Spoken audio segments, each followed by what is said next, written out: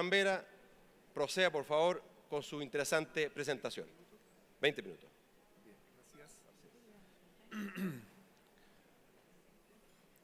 Muy bien.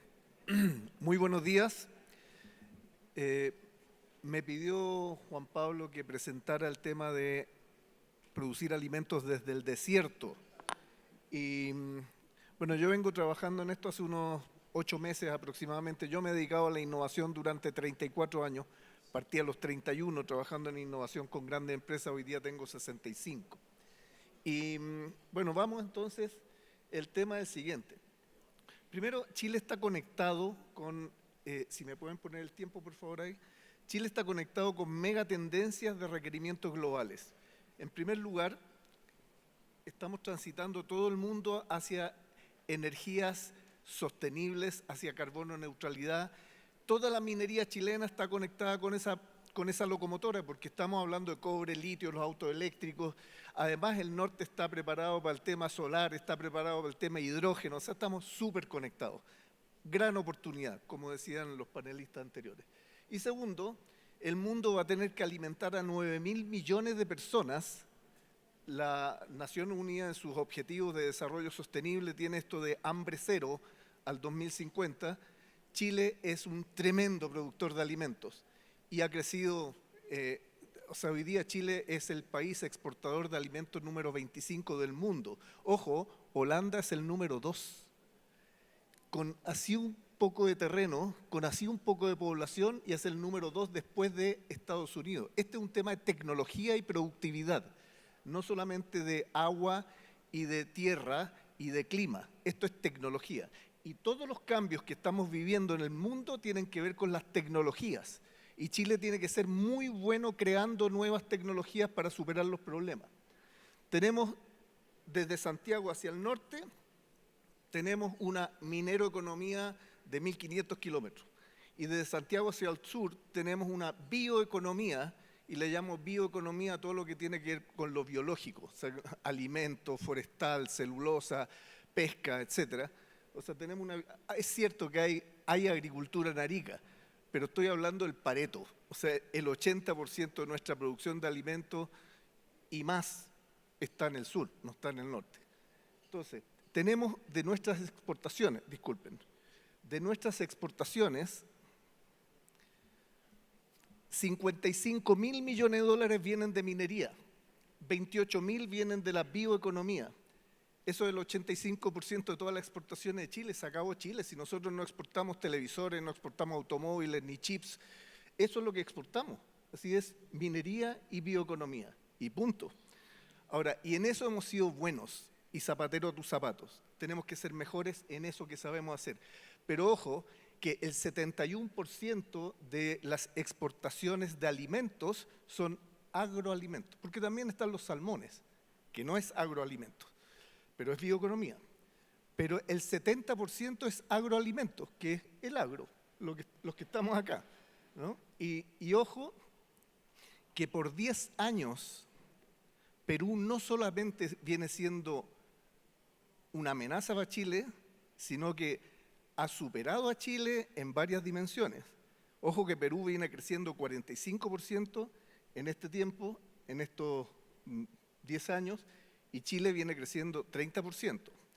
Y fíjense lo siguiente, en palta nos superó, en uva de mesa nos superó, en arándanos nos superó. O sea, a mí me tocó trabajar con Víctor Moller en Hortifruti y veía a la gente en Trujillo cómo crecía con las dimensiones de la agricultura del arándano en Trujillo, en el norte de Perú.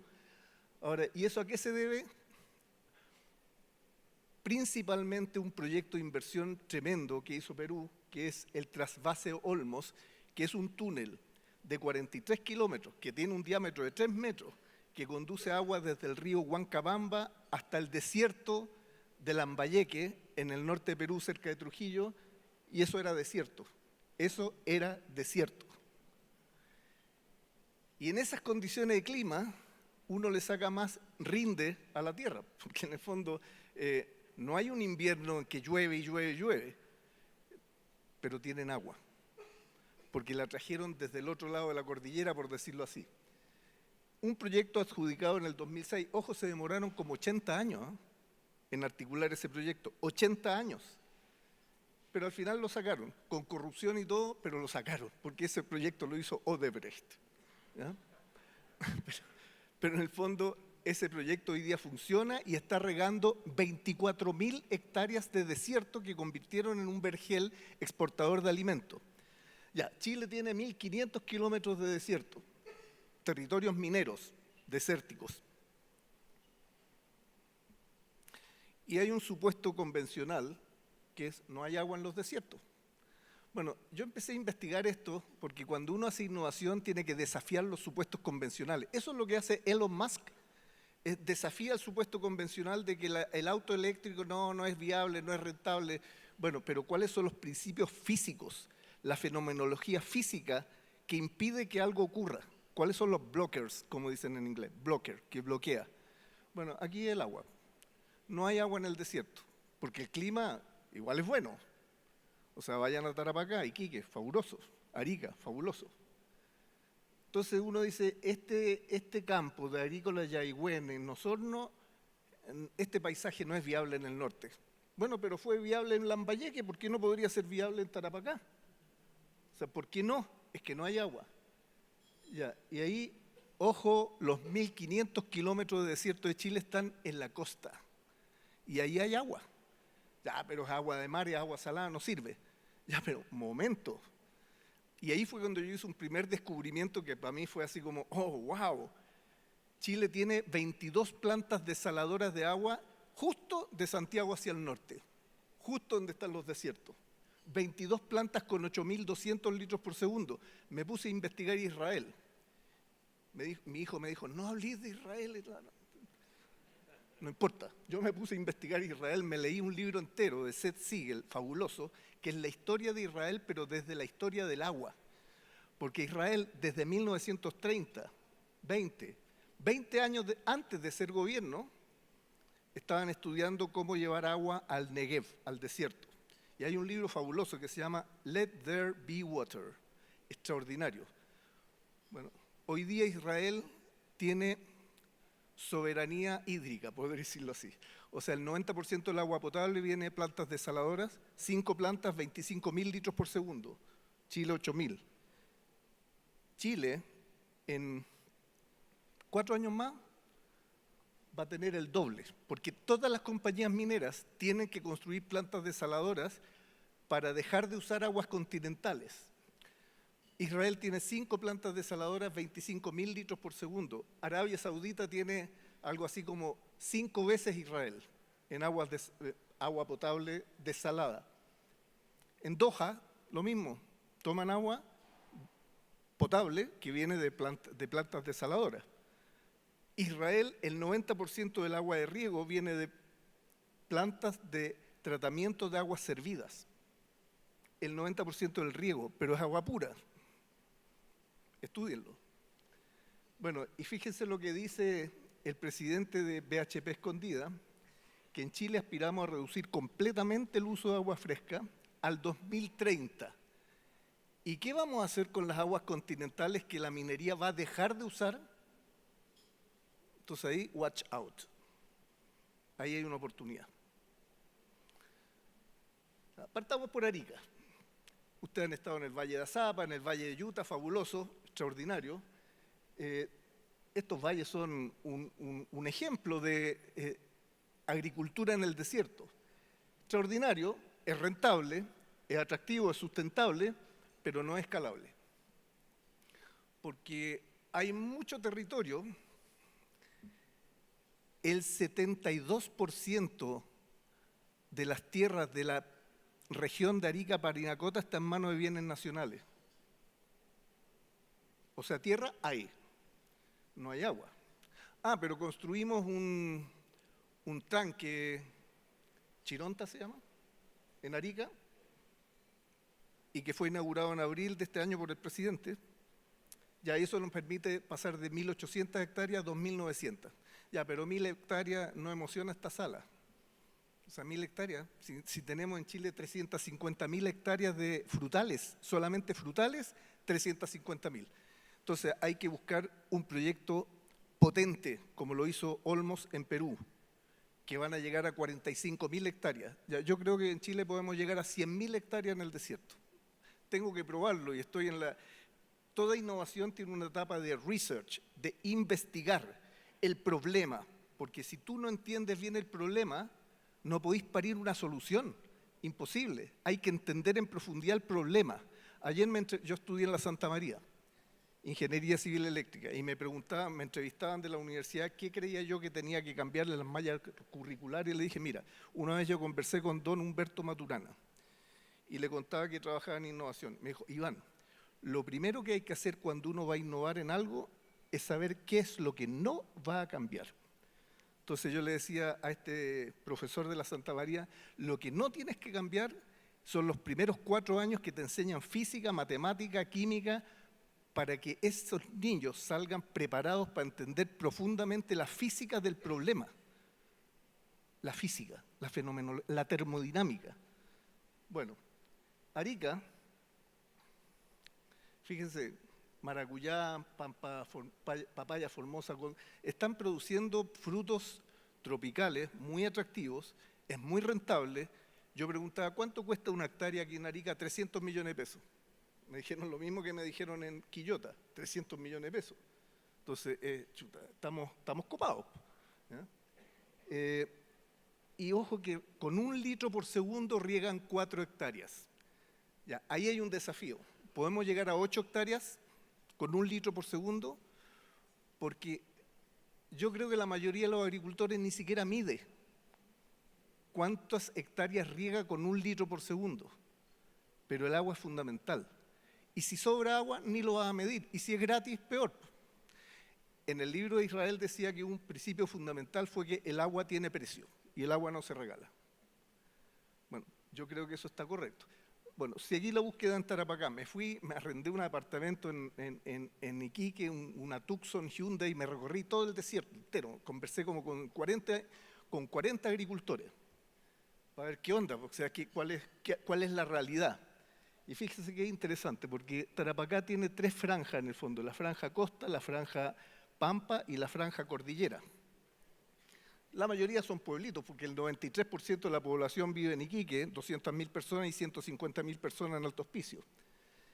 Y si uno busca en Google Earth bajo soga, va a encontrarse con esto. Estas son 300 hectáreas.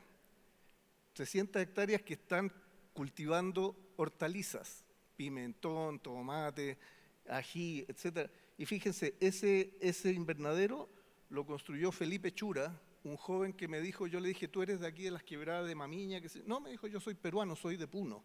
Ay, ¿qué edad tenés? Le dije, 38. ¿Y a qué edad te viniste a Chile? Apenas cumplí 18. Me vine al Valle de Azapa a aprender. Aprendí, yo junto platita, me dijo. Bueno, aprendió y construyó su propio invernadero ahí en Bajo Soga. Este es de Jorge Humire, fíjense, 13,6 grados Brix, el melón. 2 cosechas al año, 22 toneladas por hectárea, o sea, 44 toneladas por cosecha, 44 toneladas por hectárea en el año. Está ocurriendo. En la Pampa hay por lo menos 400.000 hectáreas cultivables, pero estamos cultivando 0,4%. ¿Ya? ¿Por qué? Porque no hay agua en el desierto. Sin embargo, bueno, están llegando inmigrantes desde las quebradas, desde Arica, etcétera, y hay una heterogeneidad horrible. Hay gente que está regando con riego por inundación, que es sacrilegio, sacrilegio, porque el 80% del agua se pierde. Pero también hay agricultura tecnológica y también hay energía eléctrica. Y aquí hay un acuífero que tiene 120 kilómetros de largo y 40 kilómetros de ancho, y le estamos sacando agua. El acuífero de Pica es otra cosa, pero este es el acuífero de La Pampa. Bueno, estamos sacando agua a razón de 2.000 litros por segundo, pero la recarga es de 800 litros por segundo. Oh, Houston, we've got a problem. Porque está bajando la capa freática desde hace 30 años. Entonces ahí fue, y conversando con unos agricultores, que el problema del invierno boliviano, y mi hijo me dijo, que fue conmigo mi hijo, y me dijo, oye, este problema en Israel sería una bendición, me dijo. El invierno boliviano llueve todos los años, desde diciembre a marzo, todos los años llueve. y cada 4 años queda la embarrada, porque se desborda todo e inunda todo. Arica, Tarapacá, Antofagasta se benefician del invierno boliviano 3 meses, 4 meses del año, y el agua, esa agua son 26.000 litros por segundo, y estamos aprovechando 800. Y el agua se va al mar, por los ríos, qué sé yo, etcétera. Y ojo que esto viene ocurriendo desde 10.000 años. O sea, ese invierno boliviano es agua del Amazonas que se evapora y que los monzones traen hasta Bolivia, y cuando se eleva, baja la temperatura y llueve. Y eso va a seguir ocurriendo por los próximos 5.000 años. Y nosotros no estamos aprovechando. Entonces, y si hiciéramos recarga artificial, sistemas de captación de esas aguas, e inyectáramos esa agua en el acuífero, que es mucho mejor que tener un tranque, porque el tranque evapora, el acuífero no evapora. Y eso es lo que hicieron en Israel con el Shafdan, que es un acuífero subterráneo que capta agua y no evapora. Entonces, podríamos, aparte de la recarga natural que hoy día ocurre, podríamos inyectarle una super recarga, podríamos hacerlo. Y podríamos transformar este problema en una bendición. Este desastre lo podríamos transformar en una bendición. Con sistemas de recarga que se usa desde hace 40 años en Australia, se usa desde hace 40 años en Estados Unidos, y Chile no lo usa. Nonsense. De verdad, no tiene sentido botar el agua del invierno boliviano. O sea, tenemos 2 fuentes, las plantas desaladoras y el invierno boliviano, y que beneficia a 3 regiones, todo Arica, Parinacota, todo Tarapacá y todo Antofagasta, justo donde la necesitamos. Ahora, tenemos un problemita. La innovación está llena de problemas. Si ustedes creen que Elon Musk no tuvo ningún problema para lanzar esos cohetes que se devuelven y se posan sobre la Tierra, ningún problema. O sea, ese contrato con la NASA, ningún problema. Está lleno de obstáculos. La innovación siempre está llena de obstáculos. Lo importante es viabilizar algo que nadie cree que es viable. Ese es el rol de la innovación, es viabilizar algo que es súper potente y que estamos todos resignados a que no hay agua en el desierto. La gente que innova no se resigna y trabaja para que ocurra. Bueno, aquí hay otro problemita. Fíjense, en rosado están los territorios que están en manos de bienes nacionales. Cáchense las 3 primeras regiones de Chile. 72%, 91%, 72%. Y vi Coquimbo, 1%, Valparaíso, 4%, O'Higgins, 3%, Maule, 2%. ¿Por qué? ¿Por qué ocurre eso? Yo creo que es porque el paradigma dice que son territorios inútiles. Y no son inútiles, los podemos viabilizar. Ahora, no es fácil. Este es Jorge Humire. Las cifras, los números son indicadores que ayudan a comprender la realidad. Somos ingenieros y vemos la realidad en números. Bien, pero esa estadística, esas proyecciones son un reflejo de testimonios, historias, vivencias de gente que lo está haciendo, que lo puede vivir. Nosotros podríamos crear una mega innovación en todo el norte de Chile, una mega innovación. Podríamos estar exportando $1.000 millones si es que regamos 100.000 hectáreas. Las 1.000 hectáreas del tranque Chironta no conmueven a esta sala, pero 100.000 hectáreas sí. Entonces tenemos que construir un proyecto épico, como fue Olmos en Perú. Y podríamos construir convicción, porque si hacemos 100.000 hectáreas podríamos llegar a 800.000, porque hay millones de... Solo Tarapacá son 4 millones de hectáreas y solo La Pampa tiene 1.600.000 hectáreas disponibles, pero hay que regarlas. Podemos crear oportunidades de desarrollo exportador para empresarios agrícolas, para todos ustedes, y para las colectividades, para las cooperativas aymaras. No hay que no hay que cometer el error de pasar por encima de las cooperativas aymaras, de pasar por encima de las comunidades, hay que hacerlo con ellos. Una vez un español me dijo, experto en liderazgo, me dijo, Iván, no es cierto que a la gente no le gustan los cambios. A la gente no le gustan los cambios que no les conviene. Entonces, si esas colectividades ven a estas empresas agrícolas como un neocolonialismo, así como 500 años después los españoles, no les va a gustar. Hay que hacerlo con ellos y no en contra de ellos. Y crear 500.000 empleos. 500.000 empleos. ¿Saben cuánta gente vive en Alto Hospicio? 150.000 personas en la pobreza. Frente a Iquique, que son 200.000 personas de clase media, y paséate por la playa, por la avenida Arturo Prat, es como Ipanema, extraordinario. Ya, crear 500.000 empleos y crear un foco y propósito de desarrollo de tecnologías para llegar a 10 litros, o sea, 10 hectáreas con 1 litro por segundo, cultivos tecnológicos, invernaderos tecnológicos. O sea, aquí hay un potencial de tecnología enorme y lo ven ustedes en la feria que está al lado. Pero necesitamos, y con esto termino, necesitamos, creo que son 4 puntos para viabilizarlo. Primero, infraestructura hídrica. Hay que construir los sistemas de recarga artificial. Estuve conversando con un chileno que hizo un PhD en recarga artificial de acuíferos en Australia. Esa cuestión existe, usémosla. Tengo que conversar con la ministra López, eso sí. Desarrollo de una agricultura tecnológica de desierto, tecnología, tenemos que hacerlo. Formación de expertos, SNA Educa, tiene la escuela de Pica, o sea, SNA Educa, lo está haciendo, en Pica, lo está haciendo. Ya, eso tenemos que potenciarlo. Podríamos aliarnos con universidades de donde quieran, porque hay oportunidades. Y regularización de la tenencia de tierra, porque la gente viene nacionales en Iquique, no te vendo la tierra, pero ¿por qué no? Ponle precio. A uno le dijeron 3 millones de pesos, a otros 6 millones de pesos, te lo compro al tiro, te lo compro yo. Pero no, porque no es que te lo podría alquilar. Y recién, hace 3 años, el gobierno de Sebastián Piñera regularizó a 30 agricultores alquilándole tierra. ¿Por qué no la vende? No entiendo. Tengo que hablar con el ministro o la ministra de Bienes Nacionales. Bueno, muchas gracias. Fantástico. Muchísimas gracias al Ministerio del Desierto por la innovación posible, Iván Vera. Muchísimas gracias. Bueno, vamos a conocer ahora cómo se ha estado impulsando en nuestro país la importancia, los efectos, los resultados de la agricultura regenerativa con Isidora Molina, directora de Efecto Manada. Isidora, por favor.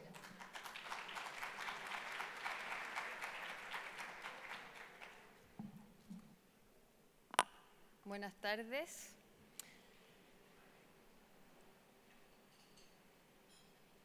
Ahí estamos.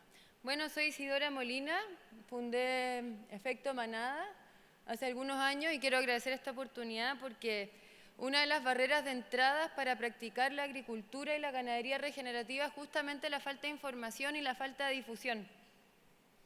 Así es que a agradecer. Primero que nada, ¿de qué hablamos cuando hablamos de la regeneración? El ser humano ha sido la especie que ha tenido la mayor capacidad de transformación de los ecosistemas y del paisaje a lo largo de toda la historia. Entonces podemos hablar de suelos degradados o de la degradación, que lo que ha pasado es que ha llevado la necesidad de usar cada vez más insumos, de gastar cada vez más plata en los campos y de hacer más manejos. Luego pasamos a la categoría de ser sustentables, ¿no es cierto?, de dejar las cosas como las encontramos, pero al parecer lo que necesitamos es regenerar y dejar las cosas o la tierra y el ecosistema mejor de lo que encontramos. Así es que de eso se trata la regeneración. Una parte muy importante de la agricultura regenerativa es la ganadería regenerativa. Existen varios conceptos relacionados a esto. Hay principios y prácticas que aumentan la biodiversidad, enriquecen los suelos y brindan los servicios ecosistémicos. Podríamos decir que la ganadería es regenerativa no solo en virtud de las prácticas que se hagan, sino que en sus resultados. Aumento de cosecha, resiliencia, salud y vitalidad de las comunidades y de todo el mundo rural. Además, busca revertir el cambio climático. Efecto Manada forma parte de una red internacional que se llama Savory Network. Formamos parte de esto hace alrededor de 5 años. Somos uno de estos hubs, de estos 49 centros que están distribuidos alrededor de todo el planeta. Llevamos aproximadamente 22.000 personas entrenadas y bien capacitadas para implementarlo y más de 29 millones de hectáreas influenciadas. Y con mucho orgullo podemos contar que en Chile, a través de Efecto Manada y sus colaboradores, ya llevamos más de 70.000 hectáreas regenerando los suelos y más de 700 productores capacitados.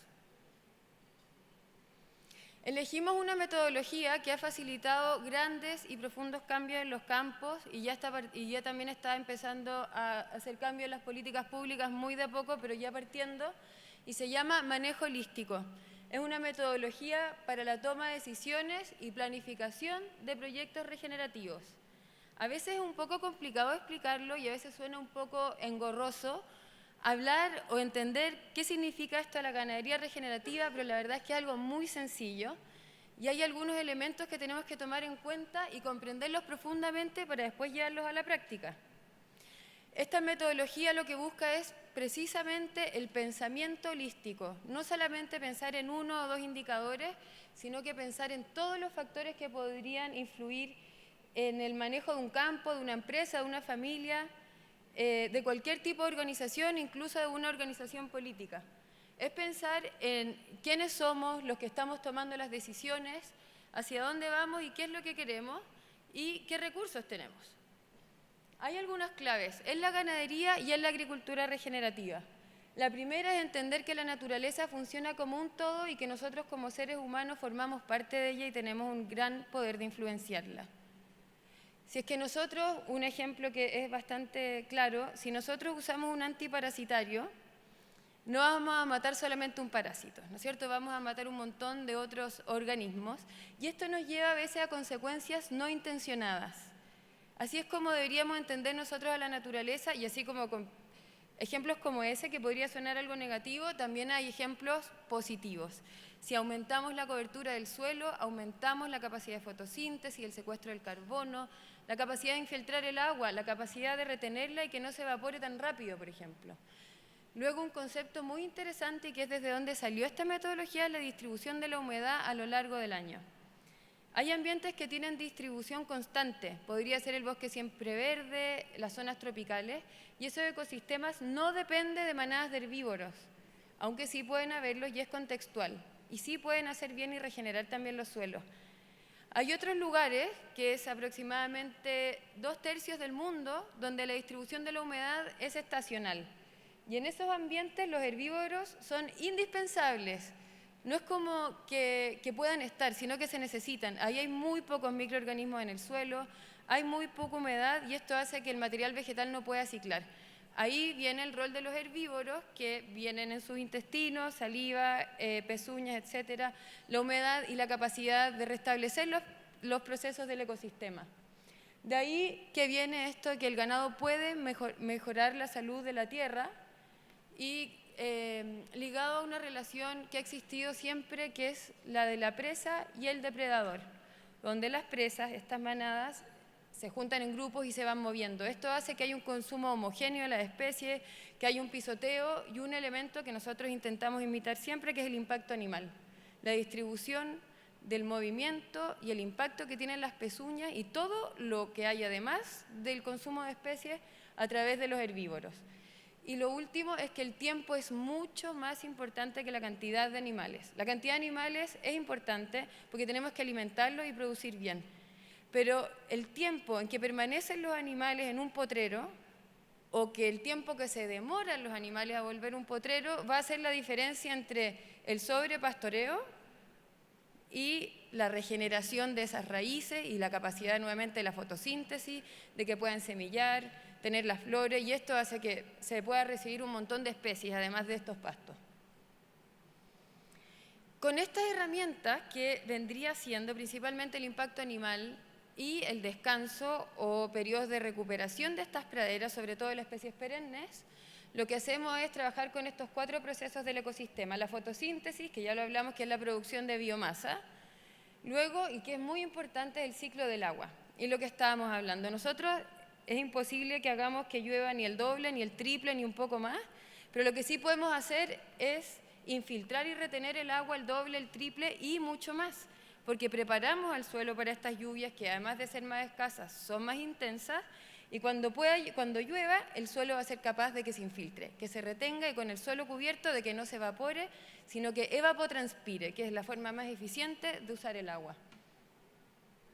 Procedimientos de planificación específicos de la metodología que nos ayudan también a poder llevar un proyecto que parta bien, que siga bien y que termina bien, es la definición del contexto holístico, que es lo que había comentado un poco de quiénes toman las decisiones, cuáles son los valores que nosotros queremos vivir como empresa o como familia, que no tiene nada que ver con la ética ni la moral, sino que las cosas que a nosotros nos interesan.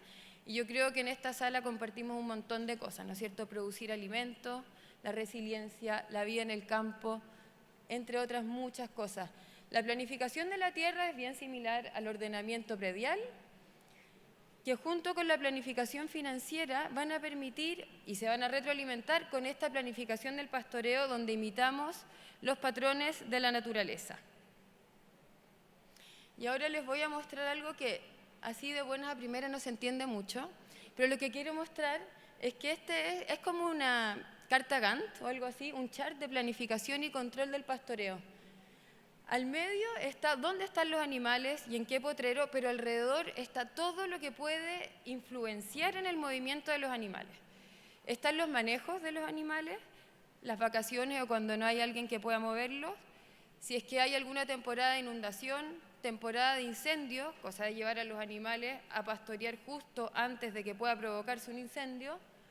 Tenemos las cargas animales, tenemos finalmente los días por potrero, en fin, una serie de cosas que lo que permite es que nosotros como seres humanos, que no tenemos la capacidad de estar pensando en 500.000 cosas en un mismo momento, las podamos poner ahí y que sea una excelente herramienta de gestión. La regeneración se mide. La regeneración, como decía, se compone de algunas prácticas, pero lo más importante es que estamos regenerando o no.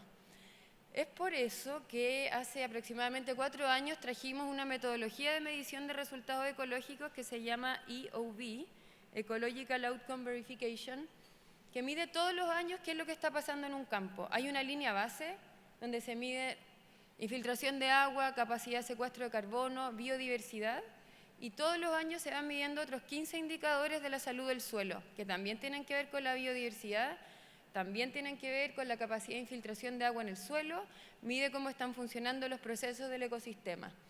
Y esto es conducente a un sello, y es un sello que se llama Land to Market, que fue ideado para traccionar la ganadería regenerativa en el mundo y para que cada vez más hectáreas se estén regenerando. Si es que uno obtiene resultados positivos en el EOV, esta metodología científica para medir, puede optar a este sello de regeneración. Cuando lo trajimos nos preguntamos si iba a ser útil o no, si es que alguien iba a enganchar o no, y la verdad es que nos ha ido bastante bien y estas son algunas de las marcas que están usando este sello y que están logrando tener precios diferenciados. Está Cerro Azul, El Reinal, bueno, todos los que vemos acá, y lo que nos tiene muy contentos también es que hemos estado trabajando con ganadería regenerativa en viñas y ya tenemos una viña, Viña Erasmo del Maule, que está vendiendo y exportando sus vinos con este sello. Acabamos de hacer la línea base también en Garcés Silva, que yo creo que nos va a ir bien porque están haciendo un excelente trabajo, y así vamos a ir sumando y sumando más hectáreas. También se mide en términos económicos. Se hizo un estudio donde colaboramos con la Universidad Católica, FIA, en 17 campos en la región de la Araucanía, los lagos y los ríos. Eran el promedio de superficie 300 hectáreas, hacían cría, recría y engorda, y estos son los resultados. Y las conclusiones son: los 17 campos aumentaron su rentabilidad. Y esto fue debido principalmente a la disminución de los costos en el manejo de las praderas. En términos de fertilizantes, semillas, petróleo, uso de maquinaria, mano de obra, etcétera. Si bien disminuyeron los ingresos, eso fue debido por una baja en la carga animal, pero solamente por precaución. No existió una baja en la capacidad de carga, y esto fue al año siguiente de haber implementado la ganadería regenerativa. Nos ha pasado, y ha sido nuestra experiencia, que hay algunos campos que sí bajan la carga al principio por temas de riesgo, pero generalmente nos recuperamos bien pronto. Y también va a depender desde qué sistema uno venga a la ganadería regenerativa. Desde un sistema extensivo, el aumento de la rentabilidad se va a deber a la mejora en la productividad, porque se puede aumentar la capacidad de carga. Pero desde sistemas muy intensivos a ganadería regenerativa, la rentabilidad se ve favorecida por la disminución de los costos. Así es que excelentes resultados, y ha ido a apoyar a lo que yo les contaba, que son limitantes para ingresar o desafíos que tenemos, que es la falta de información y difusión, la necesidad de más datos económicos y la clásica dificultad para cambiar, pero que se entiende. Así es que muchas gracias.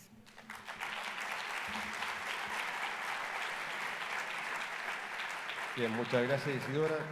Muy interesante, además, esta ganadería regenerativa que ya empieza a penetrar claramente en otros sectores también de la agricultura nacional. Bueno, por último, tenemos a un excelente expositor, una suerte de tenerlo aquí en Chile, don Aurelio. Anda a la conquista de nuevos mercados, ese es su tema, realmente fondo un experto en estas materias, así que Aurelio, por favor, adelante. Ok, muchas gracias. Hola, ¿qué tal a todos? Después de estos tremendos panelistas, es como cantar después de los Beatles. Es bien difícil, digamos, poder destacar. Pero ahora lo que queremos tocar es el tema de Asia y sus potencialidades. Tuve que escarbar mucha información para ir sacando los antecedentes para poder desarrollar esta presentación. Bueno, lo que vamos a ver ahora es básicamente ese 31% del PIB que está reflejando Asia. Chile tiene 33 tratados de libre comercio que cubren el 88% del PIB mundial, lo que explicaba Felipe Larraín, es una cantidad impresionante, digamos, de alternativas que tenemos para llegar a todos los diferentes mercados, ¿cierto? Pero nos vamos a concentrar en lo que creemos que es el gran futuro que se nos viene, que es Asia. Partamos por analizar un poco el tema de la población, que es sumamente importante en el futuro de un país. Estamos viendo que el año 2023, India tiene 1.428 millones, China 1.425, después los países del sudeste asiático sumados tienen 689 millones, Japón 125 y Corea 51. Están básicamente todos los países con los cuales tenemos algún grado de comercio, quedan algunos pocos países fuera de Asia. Ahora, pero miremos un poco la proyección que se nos viene de ahí en adelante. En el caso de India, ¿no es cierto?, de los 1.428 se estima que la población va a subir a 1.600 millones de habitantes, producto de, hay una cultura, digamos, de familias más largas que está funcionando bastante bien. En el caso de China, ¿no es cierto?, la población de 1.425 millones se estima que va a bajar a 1.300 millones. Y básicamente esto es culpa de una política de gobierno chino que por muchos años tenía previsto que una familia era un hijo, nada más. Cuando vieron que se le estaba envejeciendo la población y estaban con problemas tremendamente grandes, decidieron abrir la manga y hoy día tienen la posibilidad de irse a 2 hijos por familia. Pero ocurrió un fenómeno que ellos no esperaban. La gente joven se acostumbró a un hijo o ningún hijo. O sea, esta apertura a 2 hijos simplemente la gente joven, las parejas jóvenes, no la están tomando. Por lo tanto, empieza, digamos, a bajar la población, lo que es un tremendo problema. En el caso, digamos, del sudeste asiático, similar a India, tiene una alza de población bastante importante. Japón, que es probablemente el país más estable del área, tiene una baja del 10% de la población, pero yo creo que se van a quedar en un nivel bastante equilibrado. Los japoneses son tremendamente lineales y muy ordenados, así que no temo que hayan grandes problemas. Y Corea está en una posición sumamente estable, prácticamente no ha tenido mayor variación. Ahora, una población que envejece, ¿no es cierto?, por falta, digamos, de niños, digamos, de una buena natalidad, ¿no es cierto?, trae problemas tremendamente grandes, envejecimiento con diferenciales importantes de posibilidades, digamos, de trabajo al adulto mayor. Hay una disminución de la fuerza, digamos, laboral tremendamente grande. Hay que generar incentivos, digamos, para poder paliar esto, y en China los incentivos que se pusieron en práctica no funcionaron. Y para darle algunos números, hoy día China tiene una tasa de natalidad de 6 niños por cada 1000 habitantes, y China y el sudeste asiático están con 17 niños por cada 1000 habitantes. Por lo tanto, ellos están mejor orientados que China, siendo que China sigue una potencia tremendamente importante y tremendamente respetable. Si nos vamos a los PIB de cada uno de estos países, vemos nuevamente en el gráfico, ¿no es cierto?, que durante 10 años China creció a tasas del 8,3% mensual, sumó 83% de crecimiento en 10 años, ¿no es cierto? Después tenemos a India, que creció 7,3%, el sudeste asiático 4,7%, Corea 3%, ¿no es cierto?, y Japón el 5% en 10 años. Ahora, las tendencias que se empiezan a ver ahora y las proyecciones, ¿no es cierto?, China ya demuestra, digamos, una decadencia importante en el PIB, ¿no es cierto?, del 8,3% que venía arrastrando. Se estima que el año 2023 va a terminar en el 5,1%, y la proyección que tenemos para el año 2030 es que China se va a estabilizar más bien en el 4% del crecimiento, lo que decía Felipe Larraín, entre el 3 y el 4% anual. En el caso de China, con un 7,3% acumulado en los últimos 10 años, este año de crisis se estima, digamos, que va a llegar al 7%, o sea, va a tener una caída bastante baja del PIB.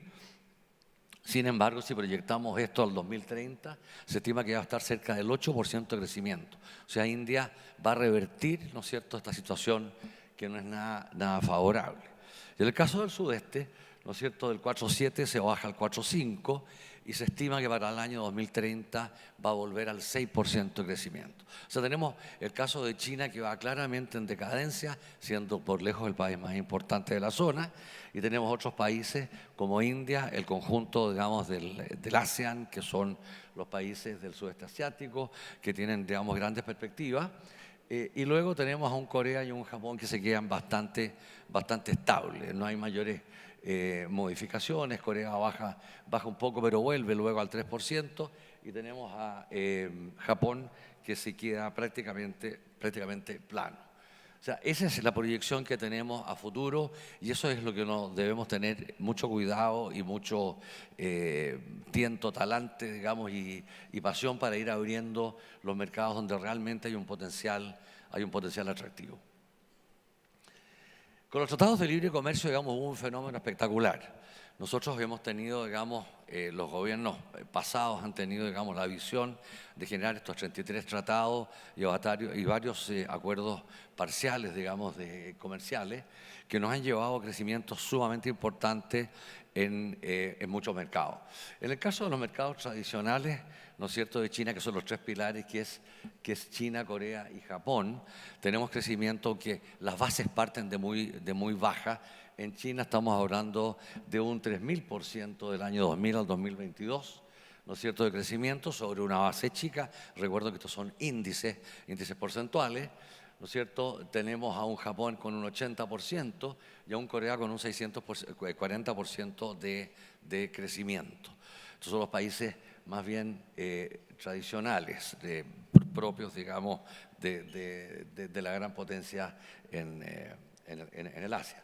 Si nos vamos a los países del sudeste, ¿no es cierto?, y analizamos un poco la situación de ellos, vemos nuevamente que India destaca. Les recuerdo de nuevo que esto es un índice que parte, digamos, de una base muy chica, por eso es que aparecen porcentualidades tan exageradas.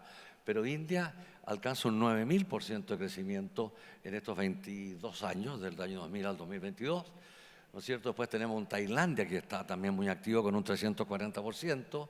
Tenemos un Vietnam con 1750%, digamos, de crecimiento. Y si vamos a los países que ya están desarrollados y tradicionales, con los cuales Chile lleva mucho tiempo haciendo comercio, vemos que Estados Unidos ha tenido un crecimiento bastante mezquino, de apenas de un 22% en estos años, y la Comunidad Económica Europea incluso ha bajado. O sea, claramente el foco está en ese 31% de PIB que tenemos que atacar, que está en Asia, porque es un sector que tiene una potencialidad realmente que no se puede por ningún motivo desperdiciar. Yo no puedo dejar de hablar del vino cuando se trata, digamos, de cualquier tipo de seminario. Me gustaría tomarme un poco del vino para analizar ciertas cosas que están ocurriendo en Asia. Este es un cuadro, digamos, de producción de vino mundial y consumo. ¿No es cierto? La producción, aunque la curva es bastante errática, si hacemos una recta podemos decir que es bastante plana. Se ha mantenido en una cantidad bastante estable la producción mundial de vino en todos los países productores vitivinícolas. Sin embargo, en el consumo mundial de vino se ve una leve caída, o más que leve caída, en los últimos 3 o 4 años. Y desgraciadamente una parte importante de la culpabilidad de esto la tiene China.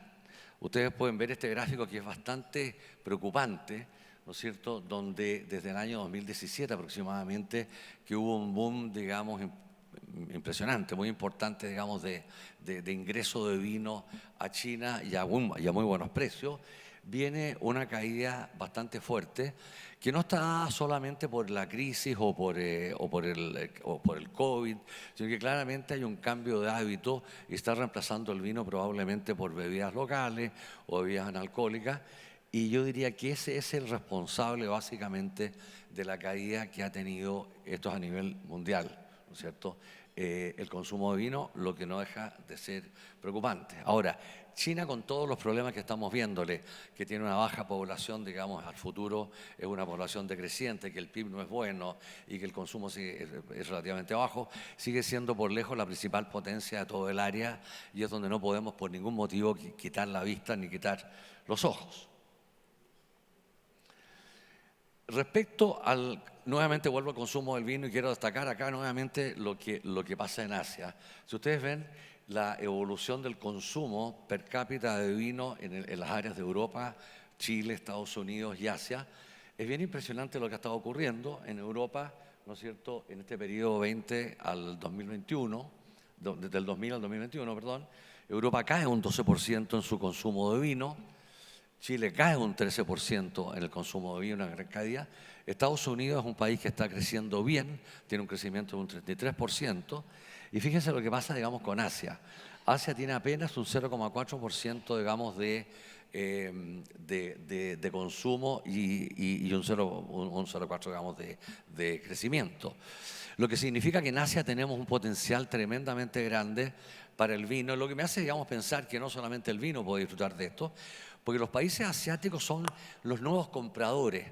Ellos están recién en un periodo relativamente corto, digamos, de bonanza, digamos 20 o 25 años, donde han tenido grandes ingresos, grandes inversiones, grandes potencialidades, por lo tanto, están partiendo ellos en el consumo.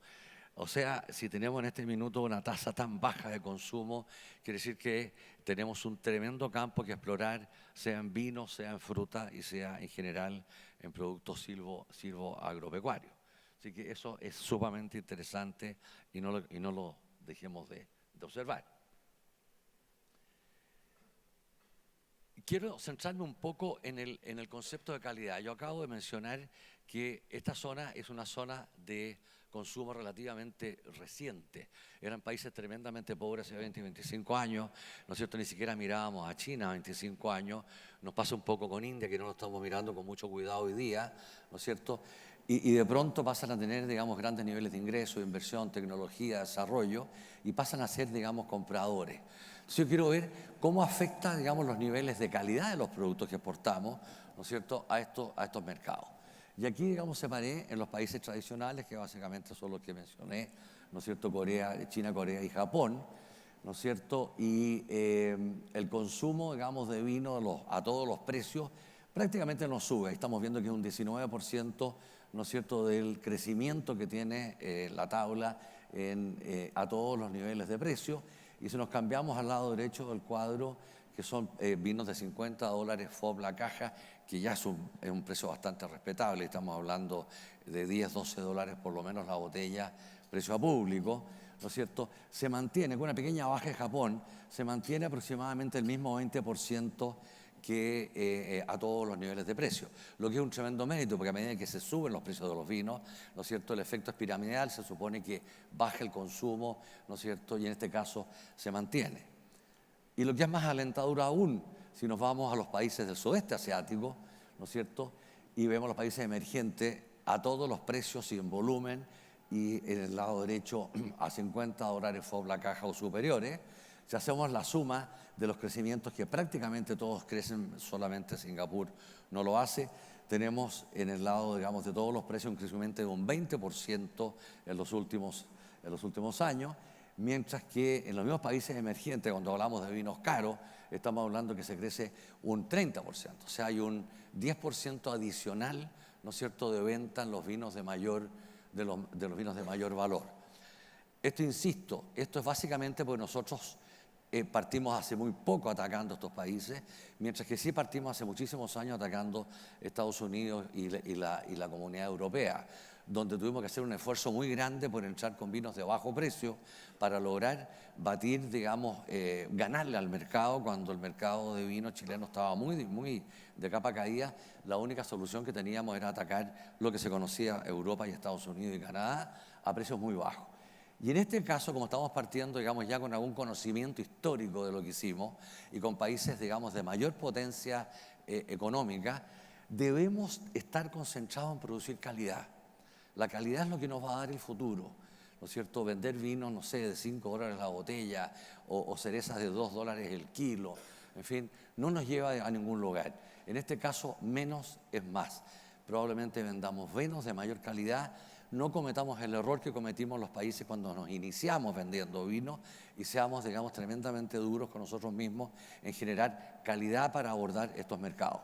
Y este gráfico yo creo que lo dice tremendamente claro. Y fíjense ahora la estructura, digamos, de precio en estos mismos mercados emergentes, lo interesante que se ve.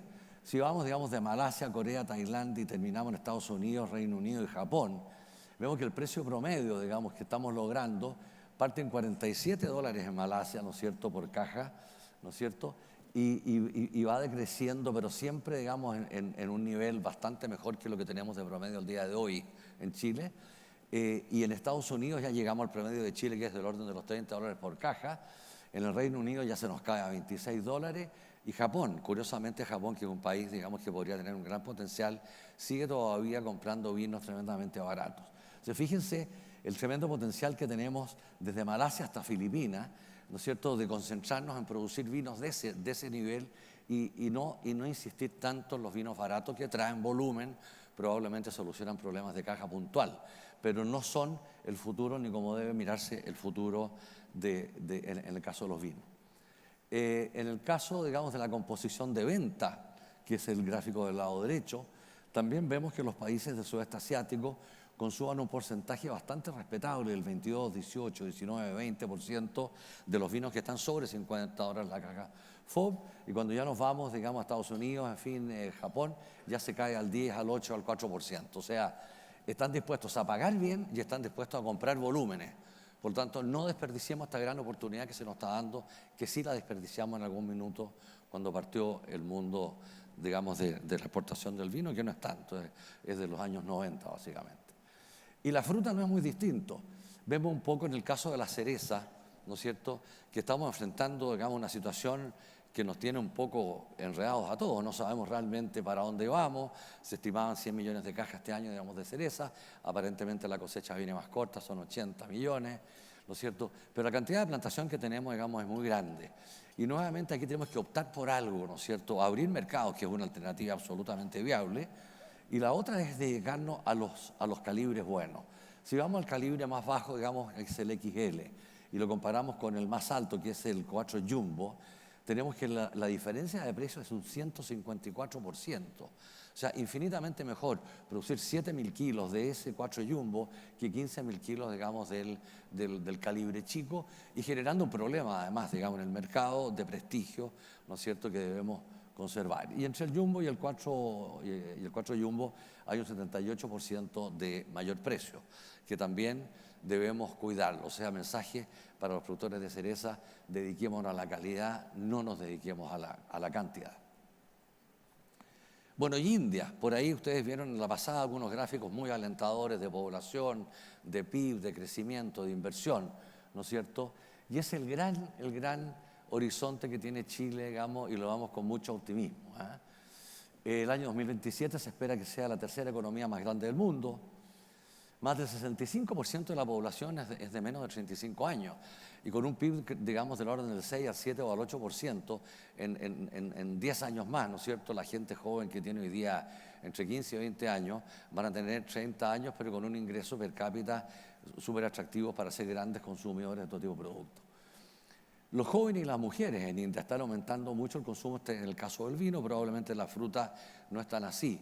Ya ha ocurrido un fenómeno que es súper atractivo, ¿no es cierto? El consumo de whisky en India es muy fuerte y las mujeres estaban totalmente fuera porque simplemente no querían acompañar, digamos, en una reunión social a los hombres tomando whisky, sino que querían alguna bebida que les anduviera mejor, ¿no es cierto? Ya han encontrado en el vino, ¿no es cierto?, esa alternativa que es muy atractivo, y esto también es bastante válido para la gente joven. Lo que dice un artículo, que los padres, digamos, quedan mucho más tranquilos cuando saben que los hijos están, ¿no es cierto?, tomando vino y no están tomando, digamos, alcoholes ni licores fuertes. Y para el 2027, en el caso del vino, se estima que va a haber un 30% de crecimiento. Yo uso el vino, digamos, porque son los antecedentes que tengo más a la mano, pero esto es válido para todo, ¿no es cierto?, fruta y otros elementos que queramos exportar. Y hay un antecedente bastante simpático, digamos, que es el de la industria cinematográfica, digamos, de India, ¿no es cierto?, Bollywood, que ha tomado el vino como el símbolo más importante, digamos, que usa en todas sus producciones, y es el símbolo del romance, de estatus y de éxito financiero. Entonces, miremos a India con esta mirada tan positiva, que es un país que tiene grandes posibilidades, ¿no es cierto?, y que además podemos llevar todos los productos chilenos al nivel de lo que tiene el vino al día de hoy, esto de romance y éxito financiero. Muchas gracias.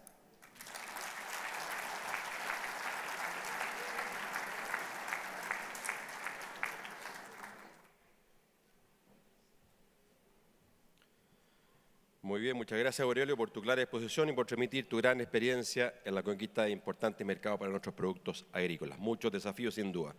Despedimos entonces y agradeciendo con un fuerte aplauso a estos tres excelentes panelistas que nos han dado una interesante mirada de presente y futuro para sostener una agricultura competitiva y sustentable.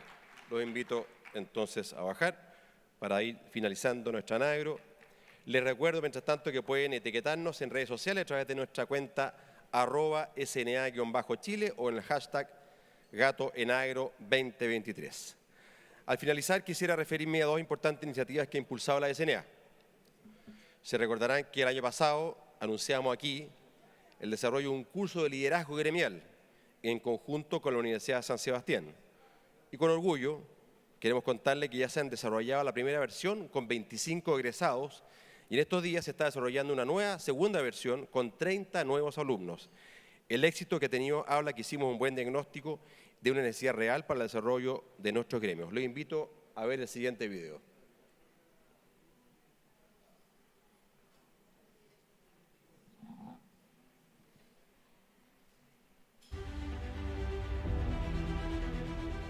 Entre la Sociedad Nacional de Agricultura y la Universidad San Sebastián estamos impartiendo un curso para cultivar líderes para el futuro, cultivar líderes para dirigir una sociedad, para asumir todos los desafíos que tiene Chile como país. Este curso busca acompañar a los líderes de hoy y del futuro a enfrentar estos complejos desafíos sociales, ambientales y económicos, para que junto con las autoridades en todos los niveles podamos enfrentarlos de forma decidida. Ha sido súper interesante, muy positivo, muy productivo, porque la mayor parte de los dirigentes que estamos en el agro no contábamos con herramientas importantes que aquí las hemos obtenido, como por ejemplo comunicación, sostenibilidad, manejo de crisis. Ha sido un valor importante desde el punto de vista de conocer las redes. El solo hecho de poder tener la oportunidad de compartir con todas las personas ha sido súper importante para mí. En conjunto hemos hecho un trabajo realmente muy bueno, muy interesante en beneficio de estos líderes naturales que son los agricultores y asumen entonces ese liderazgo natural que tienen en pos de las comunidades, en pos del desarrollo de la agricultura y en definitiva en pos de un mejor país. La educación continua es lo que nos interesa fomentar y hemos trabajado de manera colaborativa con diferentes actores dentro de la universidad y en este caso con la SNA, porque nos interesa fomentar la participación gremial. Desde la Universidad San Sebastián y la SNA te invitamos a conocer y a participar de esta y de las futuras versiones de este programa.